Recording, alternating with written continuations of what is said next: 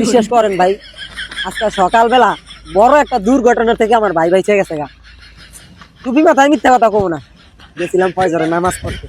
কথাটা মনোযোগ দিয়ে শুনেন কিন্তু। ফজরের নামাজ পড়তে গেছি, 4 জনে গেছি ফজরের নামাজ পড়তে। নামাজ শেষ করে সালাম ফিরে কিরে 3 জন আছে, আরেকজন কই? কি বড় দুর্ঘটনা দেখেন। এখন সালাম ফিরে দেখি রে মানুষ নাই। এখন মানুষ তো দেখে লাগছে দৌড়াইতেছে। ব্যাপার কাহিনী কি? মানুষ দৌড়াইতে লাগে। পরে বুঝতে পারছি আরে যে চাপ দিয়েছে, ব্যাপারটা বুঝলেন।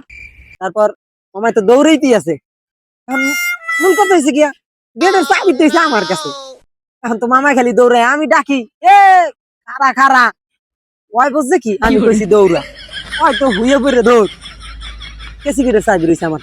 এখন যেই বিলে দৌড়াইতেছে আমি আল্লাহ আল্লাহ করি না জানি কাম সারিয়ে লাই, আমিও লগে লগে দিছি দৌড়। দৌড়ে যাই দি মামা খেলে এদিক যায় ওদিক যায়, এদিক যায় ওদিক যায়, মানে কি পুরো জোরে চাপতেছে।